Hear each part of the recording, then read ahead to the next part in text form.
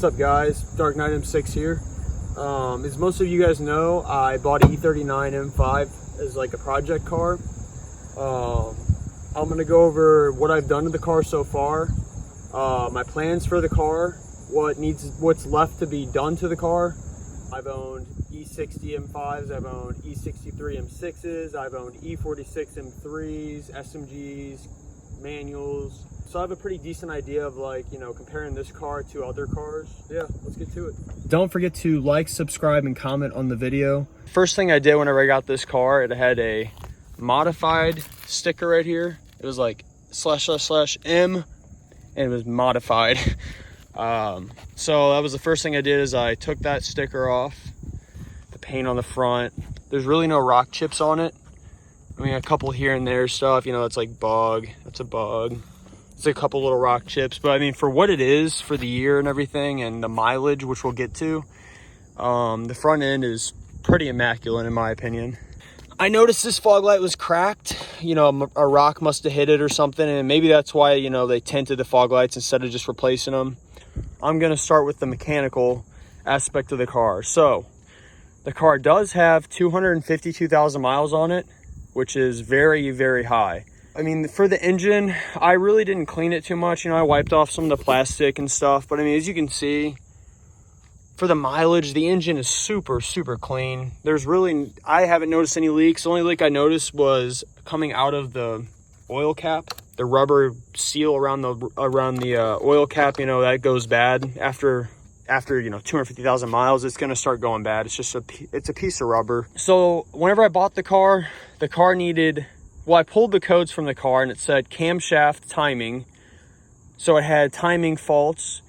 So I was like, well, shit, do I really want to buy a car, an M5 with 250,000 miles that has timing faults? I bought it and I was like, well, I mean, for $5,000, which is what I paid for the car, I paid $5,000 for this car. It was in pretty bad shape whenever I first got it. It had the camshaft codes on. So what I did was I, you know, went online, Googled, you know, the camshaft codes, BMW specific codes. And first they said, you know, the Vanos. These are the Vanos right here. That's a Vanos. And there's another electronic Vanos up here. And there's 4 little Vanos hubs on there, and those are electric. They're controlled by electrical currents. So what I read was, you know, the Vanos will get stuck, or the circuit boards, the soldering points will come apart, and that could be causing the timing code. So I was like, okay. So I took the Vanos hubs off. I took that one off, and I took the one over there off. And you could test it by putting a D battery to the Vanos hubs, and you'll hear the Vanos click. So that's what I did. I took the Vanos off, I put it up to a D battery, wired it up to a D battery, and made sure, you know, every Vanos worked. And so whenever that was not the issue, I figured, okay, well, it's having camshaft codes. Could the camshaft codes be causing the timing codes? So there is an exhaust portion and there is an intake portion of the camshaft sensor. So what I did was I took I think it was the intake. It was the one lowest. I took that one out, put a new one in, turned the car on, and cleared the codes. I've been driving it for 2 weeks since, and the camshaft code has not come back. It was that camshaft sensor, that little $50 sensor in the back. Whoever had this car before me actually replaced the drive shaft fan with an electrical fan. And the issue is how to wire this fan into the car and have it turn on with the ignition when you turn the key. So what I ended up having to do was go on the E39 M5 Facebook page, and I talked to a few M5 owners, and I found one that had done the same exact thing, had the electric fan and everything, and he pretty much gave me exactly what I needed. I couldn't find this on Google. There was nowhere on Google that showed how to wire this fan to this car. I mean, it was obsolete. There was nothing about it. Not one thing about how to wire a freaking fan to the car. If you're like looking to wire your fan in, I will make a separate video on how to do that, because God knows, I wish I would have had a video on how to do it.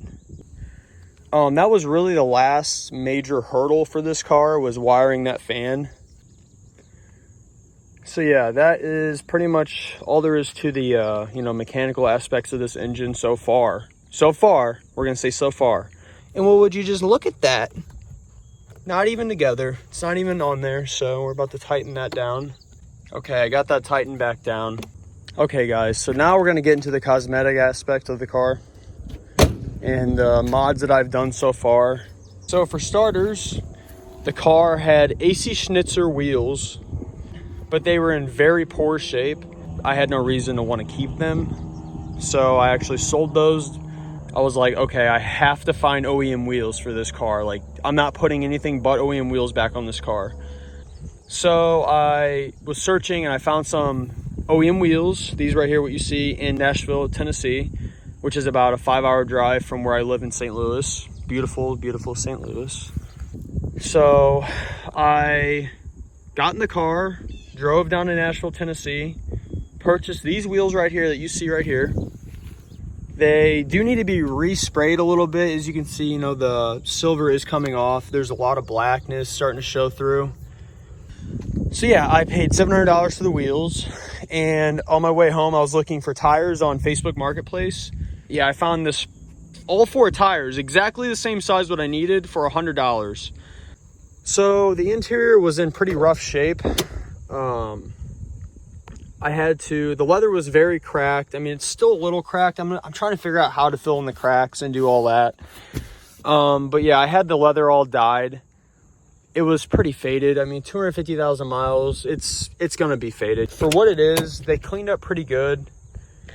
The seats, they're pretty rough.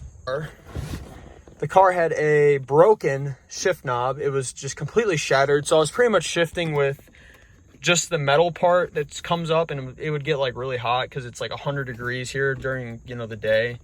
So I ordered this ZHP shift knob. It was $75. It's a weighted ZHP shift knob, but it made a huge difference compared to the broken one. The main thing you touch is the shift knob and the steering wheel. So as long as the steering wheel is cleaned up, which it is, it's not too bad for the mileage, and the shift knob's good, then really, what do you have to complain about? So yeah, I replaced that. I replaced this. This was like really gross. It was like glue in here, and it was like, I don't know, it was disgusting. So I bought a new one of these. This was like $20.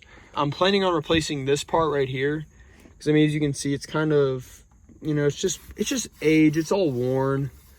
I can't find a new center console, so this is just gonna have to do what it is. That's just, you know, age from dirty ass elbows rubbing up against it for 20 years. The next thing is the coin slot. So this normally has like a door that goes up and down on it. These are like $25 on eBay, or even at the BMW dealer. I think they're pretty cheap. So that will be the next thing that I get. You know, the trim is cracked. It's, you know, it's all cracked up. It is what it is at this point. If I can find some cheap trim to replace, I will, but you know, it's just gonna have to do. It kind of gives it a little extra texture and look.